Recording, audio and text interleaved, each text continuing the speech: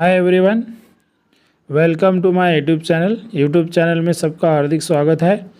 अभी तक जिन लोगों ने चैनल को सपोर्ट नहीं किया है तो चैनल को लाइक कीजिए, सब्सक्राइब कीजिए और बेल आइकन को दबा दीजिए। इस वीडियो में हम लोग चैप्टर नंबर फर्स्ट देखने वाले हैं, living world and classification of microbes. ये क्लास 8 का पहला चैप्टर है। इस चैप्टर में हम लोग माइक्रोब्स के बारे में देखेंगे और उनके बारे में जानकारी हमें मिलने वाली है। चलो स्टार्ट करते हैं। फर्स्ट वाला जो है वो पॉइंट स्टार्ट करते हैं, biodiversity and the need of classification. Classification की ज़रूरत क्यों पड़ी और हमारे जो वर्ल्ड में है कितने सारे माइक्रोब्स है उनके बारे में हमें क्या करना है, पढ़ाई करना है, जानकारी लेना है।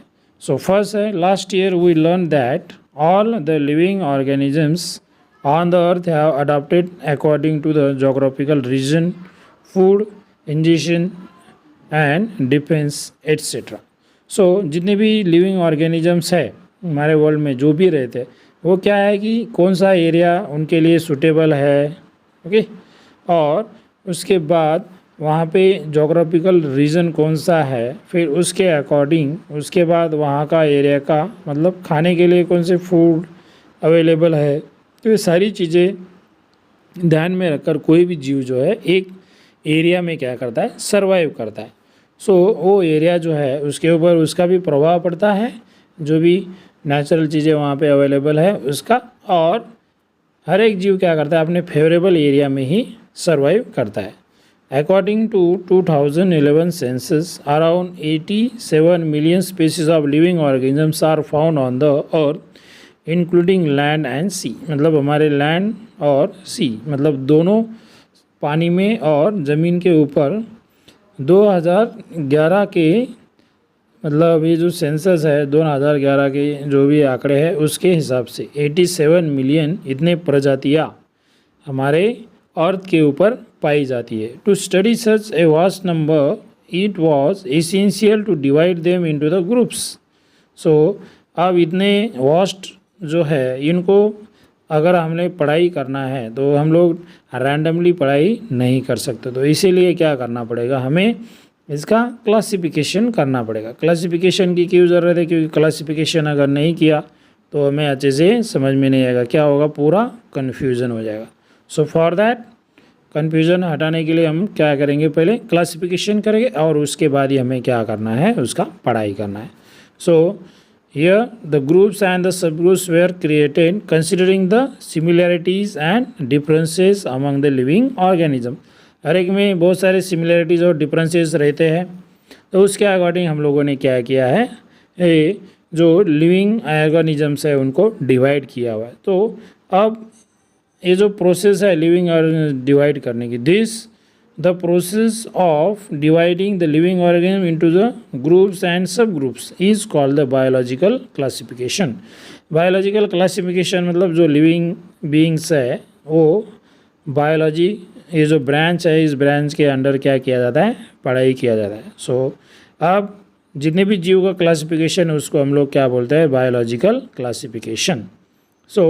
फर्स्ट क्लासिफिकेशन किसने किया था वो देखते हैं, रॉबर्ट हार्डिंग विठाकर इन 1920 टू 1980, मतलब ये उसका बर्थ डेट और लास्ट ईयर है। Was an American ecologist in 1969, he divided the living organism into 5 groups. मतलब इन्होंने शुरुआत की कि जितने भी लिविंग थिंग्स है उनको कैसे हम लोग डिवाइड करेंगे, तो 5 ग्रुप में उन्होंने क्या किया था, डिवाइड किया था।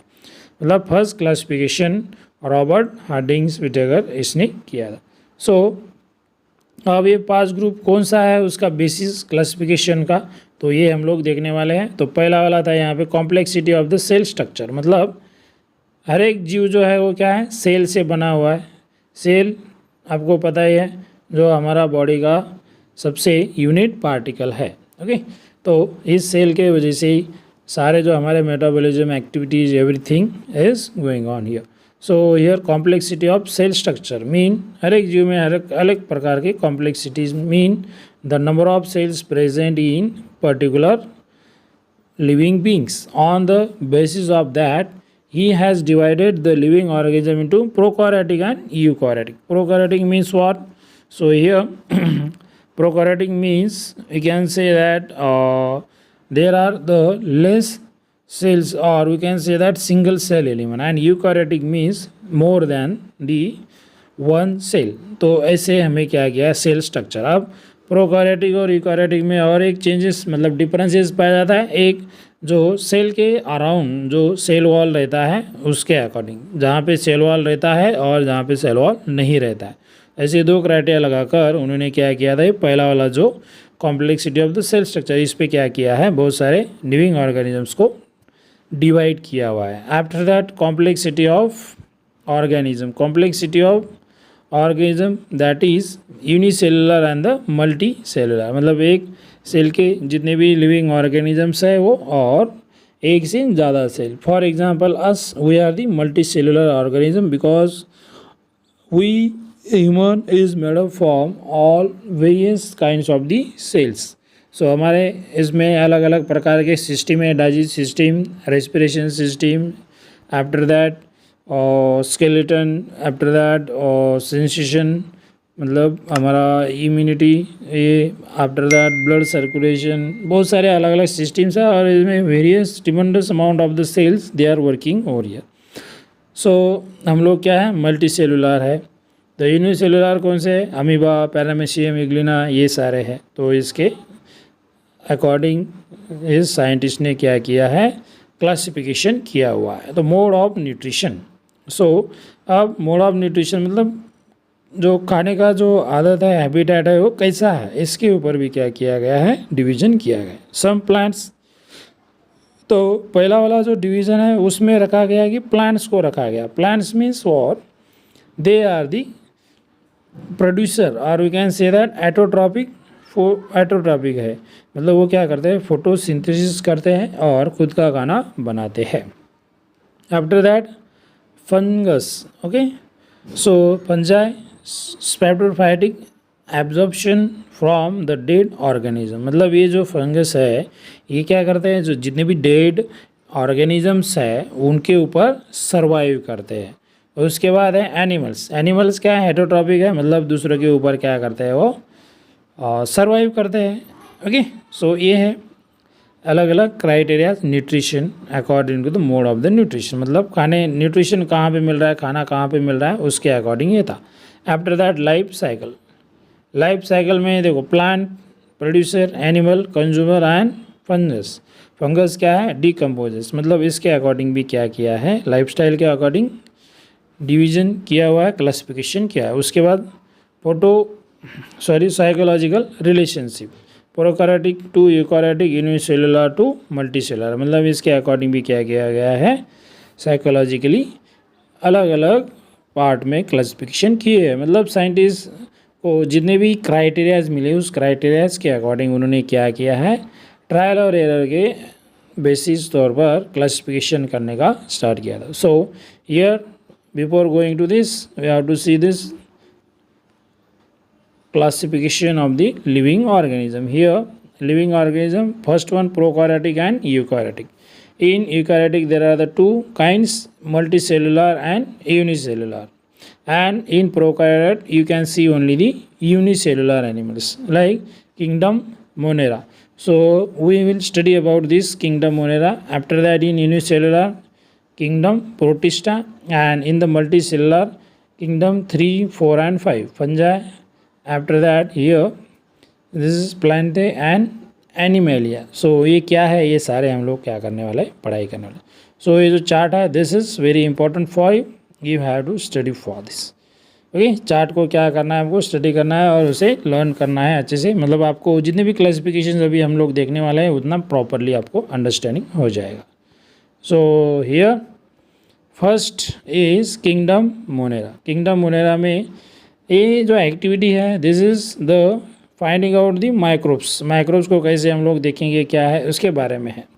सो हम लोग क्या करते हैं यहाँ पे, इम्पोर्टेंट क्या है, ये किंगडम 1 मोनेरा, मोनेरा में उसकी कैरेक्टरिस्टिक्स क्या है और कौन कौन से एग्जाम्पल्स है माइक्रोब्स के, यही हमें क्या करना है, इम्पोर्टेंट है और यही देखना है हमें इस टाइम में। सो पहला देखते हैं characteristics, all the organisms are unicellular, mean in this kingdom Monera, kingdom Monera type में क्या है, सारे ऑर्गेनिज्म एक ही सेल के हैं, ओनली सिंगल सेल के ये जो एनिमल है, सब क्या है सिंगल सेल के आपको दिखाई देंगे। सो ये क्या है पहला कैरेक्टरिस्टिक। आफ्टर दैट दूसरा वाला जो कैरेक्टरिस्टिक्स है वो देखते हैं। दे मे बी एटोट्रॉपिक और हेटरोट्रॉपिक, मतलब इसमें आपको दोनों प्रकार के एनिमल मिलेंगे। एक कोई जो है क्या है कि खुद का खाना खुद बनाएगा, that is called autotrophs, and autotrophs means दूसरों के ऊपर डिपेंडेंट है सर्वाइवल के लिए। सो इसमें पैरामीशियम आता है, और बाकी जो है पैरामीशियम यूग्लिना ये क्या करते हैं एटोट्रॉपिक है, मतलब इनमें क्लोरोप्लास्ट प्रेजेंट है, वो खुद का खाना खुद बनाते हैं। और हेटरोट्रॉपिक है जैसे कि अमीबा है, अमीबा क्या है ये हेटरोट्रॉपिक है, दूसरों के ऊपर डिपेंड रहता है खाने के लिए, सर्वाइवल के लिए। थर्ड देखते हैं, these are prokaryotic cells without distinct nucleus और सेल ऑर्गेनेल। तो ये प्रोकैरियोटिक सेल्स ज़्यादातर इसमें रहते हैं, मतलब क्या बोलते हैं कि जो सेल है वो प्रॉपरली डेवलप नहीं है, उसमें सेल ऑर्गेनेल है और न्यूक्लियस, न्यूक्लियस क्या है प्रॉपरली डेवलप नहीं है। न्यूक्लियस जो है ये क्या करता है सारे मेटाबॉलिकल एक्टिविटी को देख रेख करता है, same as what the brain is doing, right. तो ब्रेन जैसे काम करता है वैसे ये क्या करता है सेल में देख रेख का काम करता है, पूरा इसके अंडरटेकिंग में काम चलता रहता है। सो यहाँ पे इस किंगडम मोनेरा में जितने भी माइक्रोब्स आते हैं इनके न्यूक्लियस क्या है कि एक ही न्यूक्लियस नहीं है, तो छोटे छोटे न्यूक्लियस क्या है अलग अलग पार्ट में डिवाइड हुए हैं, एक से ज़्यादा न्यूक्लियस है एंड नॉट वेल डेवलप अच्छे नहीं है। After that kingdom protista, so this is the second type kingdom protista. So wait a second, before going to that we will see the some examples of this kingdom monera। kingdom monera के examples देखते हैं। ये जो सारे examples है guys, you have to remember this examples, इसको आपको remember करना ही है। so यहाँ पे देखिए ये है विब्रियो कॉलरी, ये विब्रियो कॉलरी है। so ये विब्रियो कॉलरी जो है इस क्या कॉलरा की बीमारी इससे क्या होती है फैलती है। आफ्टर दैट ईयर यह है साल्मोनेला टाइफी, इसके वजह से टाइफाइड होता है हमें, ओके। ये जो है माइक्रोब इसके वजह से टाइफाइड होता है। उसके बाद यहाँ पे स्ट्रेप्टोकोकस न्यूमोनिया, इससे उसके बाद यह है क्लॉस्ट्रिडियम टिटैनी, इससे टिटेनस नाम की जो बीमारी है वो होती है, ओके। और उसके बाद है यहाँ पे लिंगियोनेला न्यूमोनिया ये है। उसके बाद यहाँ पे है ये वाला स्ट्रेप्टोफाइलोकोकस आरेनस, सो ये है, और ये है क्लस्ट्रिडियम बिटुमिनम। सो ये अलग अलग जो एग्जाम्पल्स हमने देखे, ये एग्जाम्पल्स जो है आपको क्या करना है लर्न करना है, मतलब ये जो माइक्रोब्स है ऐसे ही क्या होती है बहुत सारी बीमारियाँ फैलती है, सो इनके बारे में हमें पता होना चाहिए। नेक्स्ट जो है that is kingdom protista, kingdom protista, kingdom fungi.